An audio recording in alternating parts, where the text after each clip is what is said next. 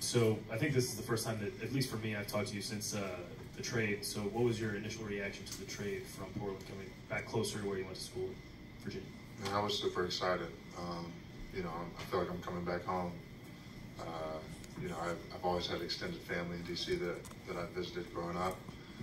Ended up coming to school here, you know, an hour and a half down the road. And my wife is from Northern Virginia, so this is like a full circle moment for me to be able to play for the Wizards. It's a team I've always wanted to put the jersey on for, so I'm super excited to be here. And how excited are you to reunite with Anthony Gill? Very excited, man. He's a close friend, you know, for the past 10, 15 years, so definitely another full circle moment for me. Christy Winter-Scott, Monumental Sports Network.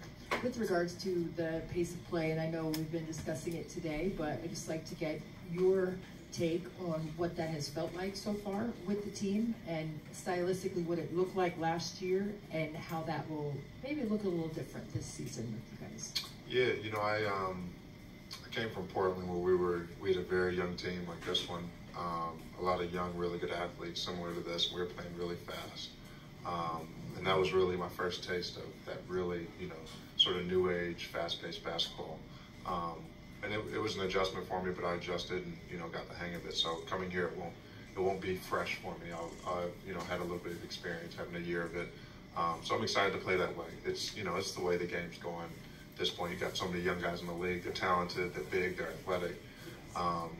For me, I think as a vet, it's going to be about being able to close games. Us being able to play like that for 3-4 quarters. Then when it becomes a possession-by-possession game, guys like me, JV, we're going to be able to slow down and make plays, be methodical, and being able to finish games. But until then, I got to pick up the pace and run with these young guys. Speaking of young guys, Malcolm, you were Rookie of the Year, your first year in the NBA. So what kind of advice have you been, first of all, have you had a chance to talk to any of the rookies on the Wizards yet, like Bub Carrington, those guys? Yeah, I've been here for, you know, I've been here since the beginning of September. So I've been with them for the past month. And we've, you know, I've built a good relationship with all of them, different types of relationships, but they're all great guys. They work. I'm excited to play with them. So you know, we've had a lot of conversations. The one thing I've told them all is, this is a process. Be patient with yourself. You know, you're not going to get it all in one day. You're not going to prove everybody wrong in one day. And, you know, enjoy it, because this is going to go by so fast. I remember coming into the league with Milwaukee and, you know, trying to prove myself. My eyes were wide and trying to take everything in. But, you know, now I'm in year 9 and 5th team, and, you know, it's still an adventure. But I've learned in my mind to allow the game to slow down, allow this time to slow down, and just enjoy every organization, every person I meet, enjoy every experience. Hi, Malcolm. Megan McPeak, Monumental Sports Network. You mentioned you've only been here for about a month, and already you've tried to ingratiate yourself into the community. It's something that you have done along with your wife in every city and every stop. Why is that so important to you, not just as a basketball player, but also as a human, to make sure that whatever city you're playing in, whatever name's on the front of the jersey, you're making sure that you're having that touch point with the community? Yeah, for sure. I just think it's I think it's a privilege to be able to play at this level, play in the NBA in this league. There are millions and millions of people that want to do what I'm doing and sit in this seat. So to not, you know, give back, to not, you know, influence the next generation, to use my, you know, my platform to shed light on people that are struggling with certain things, I think it would be a missed opportunity. So as much as I can in every city, I try to find those groups of people that could use any type of my, you know, whatever I'm willing to help with. I try to go to those communities and help. Hi, Malcolm. Chase Hughes with Monumental. Welcome to DC, or welcome back to DC. Thank you. I want to follow up on reuniting with Anthony Gill. It looked like you guys redshirted the same year at UVA. So how well did you get to know him back then during that experience, and what was, you know, it like when you guys did reunite and kind of reconnecting? Yeah, you know, I played my first year at UVA. Had a foot injury at the end of my freshman year. He ended up transferring in from South Carolina, so we did redshirt together. And we really, honestly, that year we grinded together. We were on the scout team for the team. We were destroying them on the scout team, but we really got to bond and work together. And AG's a worker. You know, he has that reputation here, but he's been like that forever. He works his butt off, and you know, I'm similar. So we've always pushed each other, you know, on the court. But then off the court, me and AG, you know, we have a lot of similarities, and I think how we raise our kids, the men we thrive to be every day. So, you know, it's been a blessing to be reunited with them, and being able to share this now NBA experience with them. I'm Josh Robbins with The Athletic. When you were a rookie and a second-year player, who were some of the veterans who made an impact on you and kind of helped show you some of the way? The first one that comes to mind is Steve Novak. He was a shooter. You know, he had a really, really good career. You guys know the name, but was just a great person. I mean, had no ego, had no edge, and, you know, trying to get the rookies told, and, you know, hazing. He was just such a good guy and so ingratiating. You know, now when I see him, I have so much love for him, And, but guys like that always stick out in your mind. There were guys like Greg Monroe, who was another great vet for me. Big man, just, you know, and his more was tough love. It was a different type of love, but it was tough love, and I look back and I appreciate it so much. John Henson, I mean, they're guys that really took me under their wing and tried to show me the ropes, and you know, I'm very appreciative. Troy Halliburton, with one of your nicknames on Basketball Reference, literally being the president, how does it feel to be playing in DC during a presidential election? And as somebody who's been very much outspoken with things of politics nature over the years, do you consider yourself to be like a leader in the locker room when it comes to discussing political nature things? Man, it's a blessing to be back in DC. You know, that's my nickname for sure. But I'm no expert on politics or social justice. I'm just someone that's passionate about it all.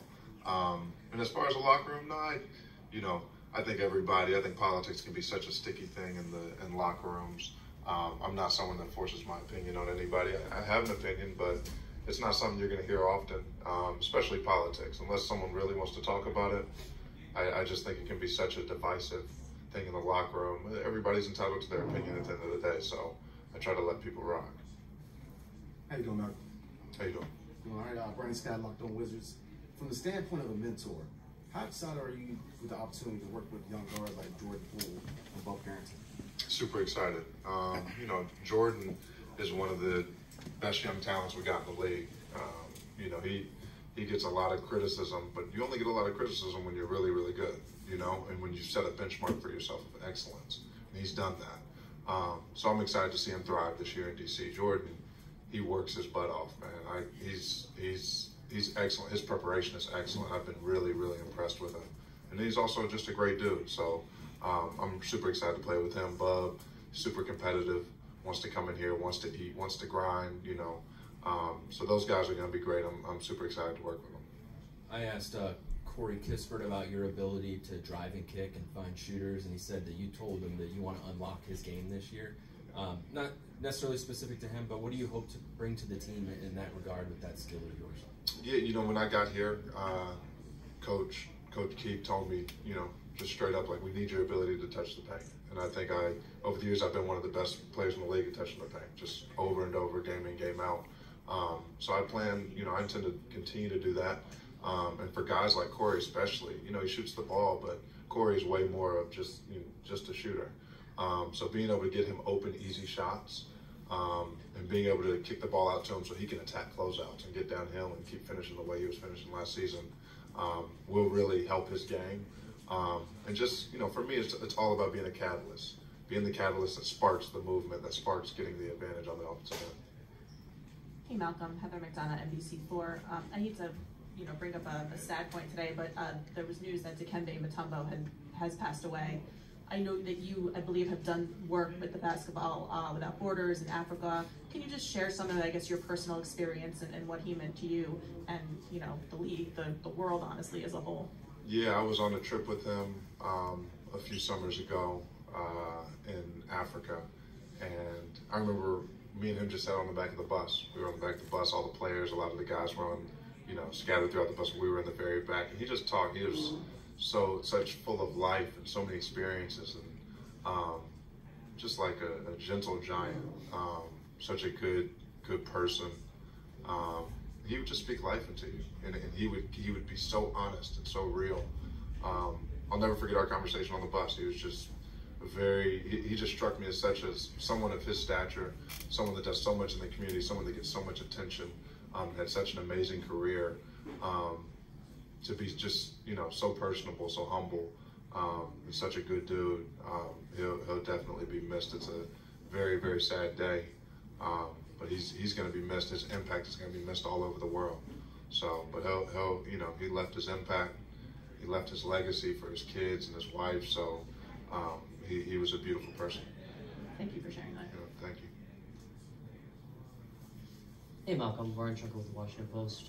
I wanted to ask, how do you maintain team morale and like a high energy level as you get into like the middle and the later parts of the season, especially if you're in the middle of a tough season where losing streak, that kind of thing? I think a lot of that is on us, is on the vets, to maintain that energy, maintain that focus, maintain that camaraderie. I think a lot of this has to do with what you're doing off the floor.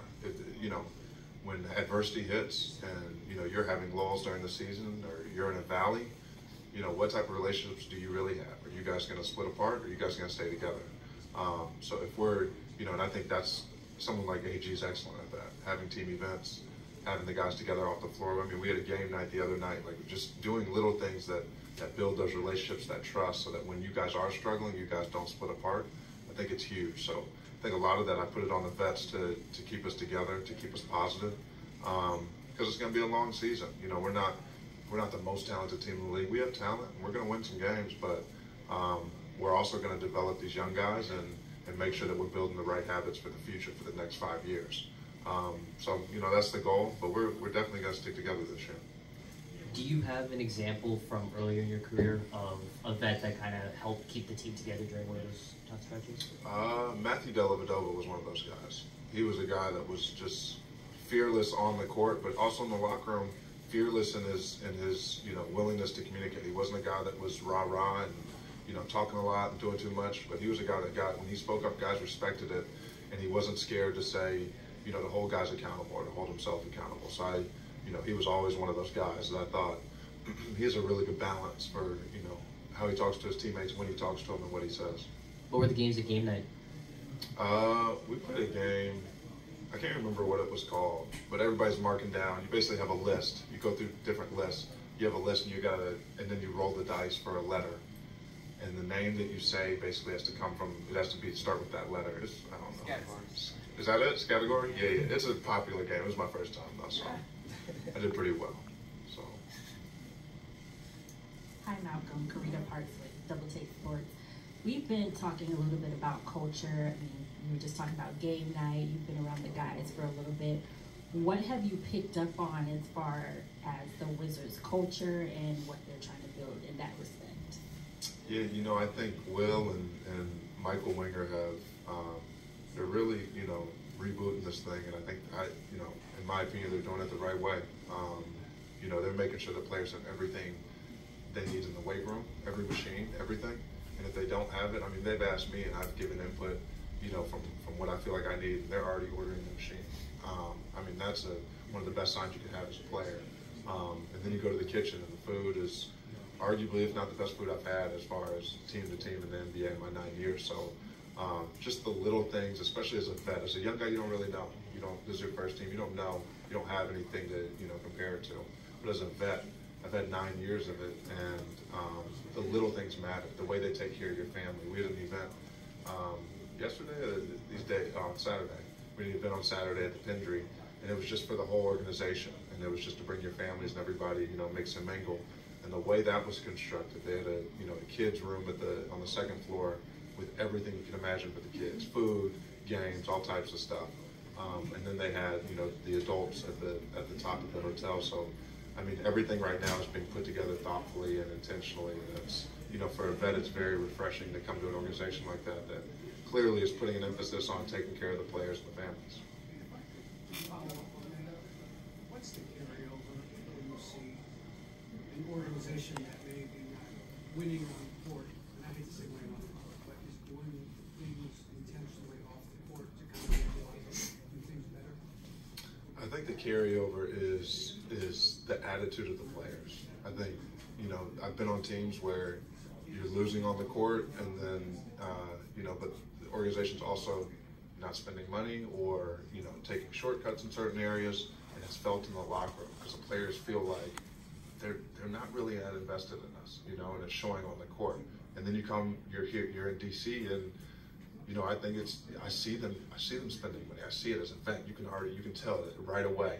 Good signs or bad signs. And it's been good signs here of them trying to build the culture the right way. That's the first thing they said to me. We want to build this culture the right way. You're a culture guy. We brought you in here to help us do that.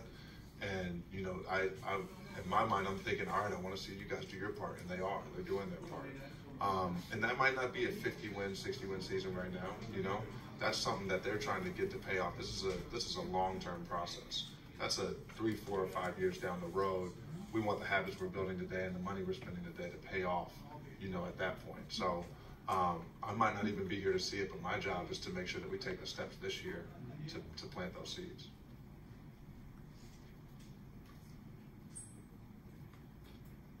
Good.